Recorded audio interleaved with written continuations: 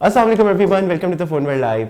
This is Saad Ahmad और इस video के अंदर मैं आपको बताऊंगा Vivo Y31 के वो 5 बेस्ट फीचर्स जो कि मुझे इस डिवाइस के काफ़ी ज़्यादा पसंद आए हैं, जिनकी बिना पर मैं कह सकता हूँ कि आई think it's a very good option in this budget. यानी कि इस फ़ोन की प्राइस जो है 34,999, इतनी प्राइस के लिहाज से I think it's a very good phone. So इस वीडियो में मैं आपको उन 5 फीचर्स के बारे में बताऊंगा और ये भी बताऊंगा कि मुझे वो 5 फीचर्स क्यों अच्छे लगे हैं। So on number 1, display.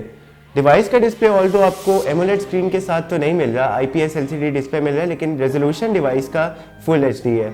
और इससे पहले अगर आप लोगों ने कंपैरिजन देखा हो, इससे पहले हमने कुछ कंपैरिजन जिसके किए थे Xiaomi Redmi Note 10 के साथ, और उसमें specially display point of view से, क्योंकि उसके अंदर आपको एमोलेड स्क्रीन भी मिली है, लेकिन स्टिल डिवाइस ने बहुत अच्छा कम्पीट किया था, क्योंकि IPS LCD होते हुए भी ज़्यादा शार्प, ज़्यादा वाइब्रेंट एंड इवन ज़्यादा ब्राइट कलर्स प्रोड्यूस कर रहा था ये फ़ोन, जिसकी वजह से आई थिंक IPS होते हुए भी एमोलेड को टक्कर दे रहा था। और क्योंकि इस डिवाइस के अंदर आपको ब्राइटनेस के नेट्स ज़्यादा मिल रहे हैं, जिसकी वजह से इसको मैंने सनलाइट में भी यूज़ किया है, तो सनलाइट्स में भी अच्छे कलर्स, इवन अगर डायरेक्टली एक्सपोज भी होता है सन के अंदर, तब भी आपको ब्राइटनेस के पॉइंट ऑफ व्यू से कोई भी इशू नहीं आने वाला। और नंबर 2, बैटरी।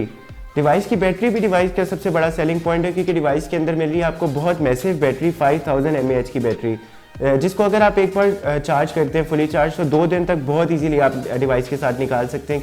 क्योंकि इस डिवाइस का इवन इस वीडियो के अंदर मैं आपको दिखाऊंगा फुल चार्जिंग टेस्ट, जिसको मैंने 0 to 100% चार्ज किया, तो it took slightly longer to charge phone, क्योंकि 0 to 100% चार्ज करना था और बहुत बड़ी बैटरी है 5000 mAh की। तो हाँ, थोड़ा सा टाइम ज़रूर लगा था, यानी कि फुली चार्ज फ्रॉम 0 to 100% तकरीबन 2 घंटे 4 मिनट के अंदर हुई थी। लेकिन जैसे कि मैंने आपको पहले भी बताया कि अगर आप एक फुल चार्ज करते हैं तो आप 2 दिन तक बहुत इजीली निकाल सकते हैं। और ये 2 घंटे 4 मिनट का टाइम भी इतनी बड़ी बैटरी को चार्ज करने में लगा, क्योंकि इसके अंदर आपको 18 वॉट की चार्जिंग मिलती है, फास्ट चार्जिंग। अगर ये फास्ट चार्जिंग इस डिवाइस के अंदर ना होती तो it could have taken like 3 से 4 घंटे लाजमी लगते इतनी बड़ी बैटरी को चार्ज करते हुए। So for all the battery lovers जो कि चाहते हैं कि हम ऐसा फ़ोन लें जिसके अंदर हम वो सारे फीचर्स, जिनका स्मार्टफोन का यूज़ बहुत ज़्यादा है, तो उनके लिए आई थिंक ये काफ़ी अच्छी ऑप्शन होगी, क्योंकि बड़ी बैटरी के साथ आप 2 दिन तक बहुत इजीली निकाल पाएंगे। और नंबर 3, चिपसेट। डिवाइस के अंदर आपको मिल रहा है Qualcomm Snapdragon 662 का चिपसेट, जो कि ऑलमोस्ट मिड रेंज चिपसेट है, लेकिन यही चिपसेट आपको Redmi 9T के अंदर भी मिल रहा था। लेकिन इसके अंदर क्योंकि मैंने गेमिंग भी की और इससे प्रीवियस भी जब मैंने इसका कंपेरिजन किया था Xiaomi Redmi Note 10 के साथ, तो तकरीबन सेम ही परफॉर्मेंस थी। लैग वैग जैसे इशू स्पेशली इन गेमिंग मैंने ऐसा सच फील नहीं किया, क्योंकि PUBG के अंदर इवन काफ़ी देर तक खेलने के बाद भी आपको बिल्कुल स्मूथ एक्सपीरियंस मिलता है। हाँ, तो आप इस डिवाइस के अंदर HDR या इवन बैलेंस पर भी शायद नहीं खेल पाएंगे, लेकिन स्मूथ ग्राफिक्स पर भी आपको काफ़ी अच्छा एक्सपीरियंस मिलेगा। मतलब ग्राफिक्स ऐसा कोई बहुत ज़्यादा कम रेजोल्यूशन के नहीं होंगे, लेकिन एक्सपीरियंस आपको बिल्कुल लैग फ्री मिलेगा, लैग फ्री गेमिंग परफॉर्मेंस मिलेगी।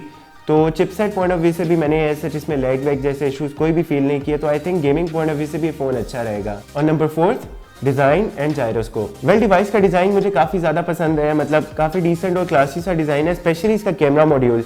मतलब डिज़ाइन जैसे कि मैंने आपको अपनी प्रीवियस वीडियो में भी बताया था कि काफ़ी ज़्यादा मिलता जुलता है Redmi Note 10 के साथ, क्योंकि इसका कैमरा मॉड्यूल अगर आप देखें, ऊपर वाला लेंस थोड़ा सा वाइडर है, उसके साथ इसके 2 छोटे लेंसेज, जिनमें से मैक्रो सेंसर और डेप्थ सेंसिंग कैमरा आपको मिलता है। डिवाइस की बैग काफ़ी क्लासी सी, ऑल्दो ग्लासी बैग के साथ आपको मिल रही है, लेकिन डिज़ाइन मुझे अच्छा लगा है। और even side mounted fingerprint sensor भी आपको मिल रहा है। And the best part is phone के अंदर आपको जायरोस्कोप सेंसर भी मिल रहा है, विच मीन्स के डिवाइस PUBG के दौरान स्पेशली काफ़ी लोग क्वेश्चन करते हैं कि फ़ोन के अंदर क्या जायरोस्कोप सेंसर है, और अगर है तो क्या वो PUBG को सपोर्ट करेगा। तो द आंसर इज, इस फ़ोन के अंदर आपको जायरोस्कोप सेंसर भी मिल रहा है। तो for all the PUBG lovers जो कि PUBG में जायरोस्कोप सेंसर चाहते हैं, उनके लिए इस फ़ोन के अंदर जायरोस्कोप सेंसर भी मिल रहा है। इसका मतलब ये है कि आप जायरोस्कोप यूज़ कर सकते हैं PUBG में भी, और 3D कंटेंट भी कंज्यूम कर सकते हैं। अगर आप इस फ़ोन को VR के थ्रू यूज़ करना चाहते हैं, मतलब 3D कंटेंट कंज्यूम करना चाहते हैं VR ग्लासेस के थ्रू, तो वो भी ये फ़ोन सपोर्ट करेगा। And finally on number 5, cameras.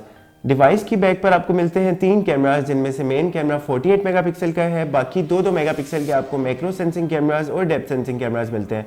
While on the front आपको 8 मेगापिक्सल का कैमरा मिल रहा है, लेकिन डिवाइस के cameras obviously the first thing that I use in any smartphone is the cameras, क्योंकि कैमराज मेरे लिए किसी भी स्मार्टफोन का काफ़ी एक अच्छा फीचर होता है। और कैमरा फीचर्स में भी स्पेशली अगर डिटेल में बात करें, तो मुझे कैमरा में इसकी डिटेलिंग काफ़ी ज़्यादा पसंद है, शार्पनेस, एंड सेकेंडली कलर्स काफ़ी अच्छे प्रोवाइड करते हैं वीवो के फ़ोन। तो इसी तरह इस फ़ोन में भी आपको कलर्स काफ़ी अच्छे मिलेंगे, वीडियोज़ में भी, फोटोज़ में भी, एंड इवन पोर्ट्रेट मोड मुझे फ़ोन का काफ़ी अच्छा लगा है। मतलब हाँ, HDR पॉइंट ऑफ व्यू से थोड़े बहुत प्रॉब्लम ज़रूर थे, यानी कि स्पेशली पोर्ट्रेट मोड पे बैक एंड पे जब लाइट आ रही थी तो काफ़ी ज़्यादा ओवर एक्सपोज कर रहा था, लेकिन अगेन जो एज डिटेक्शन थी वो काफ़ी ज़्यादा टू द पॉइंट थी। मतलब बालों के इर्द गिर्द भी अगर आप देखें तो बॉडी के जितना भी एजेस थे वो काफ़ी अच्छे से सेपरेट हुए थे बैकग्राउंड के साथ।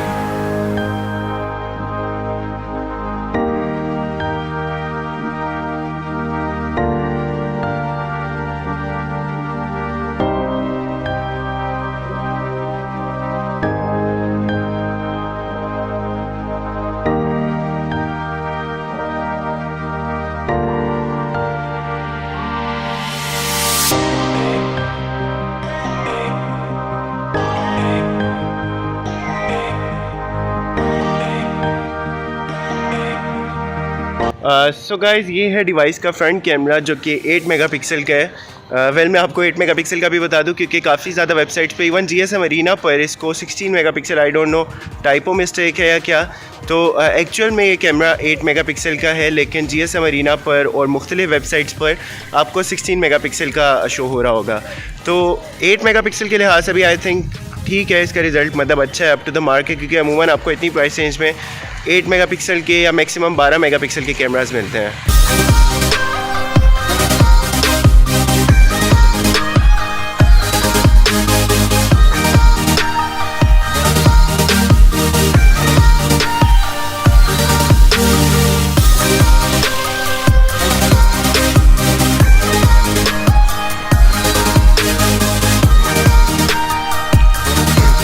ये है वॉकिंग के दौरान की स्टेबिलिटी।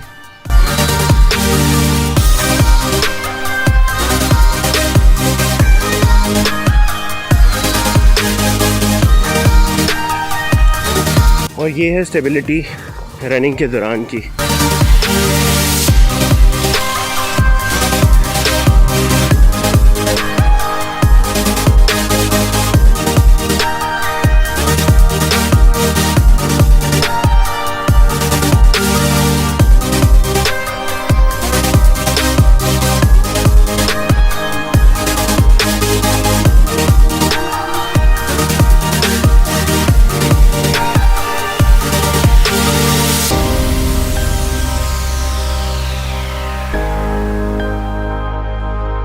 सो व्यूअर्स ये थे मेरे Vivo Y31 के 5 फेवरेट फीचर्स जिनकी वजह से I think it's very good phone इन ₹35,000। और ऑनेस्टली जितने लोगों ने भी ये फ़ोन परचेज किया है, मे बी आप में से भी कुछ लोगों ने फ़ोन परचेज किया हो, तो do let me know in the comments कि आपका इस फ़ोन के साथ पर्सनली कैसा एक्सपीरियंस आ रहा है। और if you guys want to know anything else about the phone तो do let me know in the comments. फिलहाल के लिए इतना ही, मुझे दीजिए इजाज़त। टेक केयर, अल्लाह हाफिज़।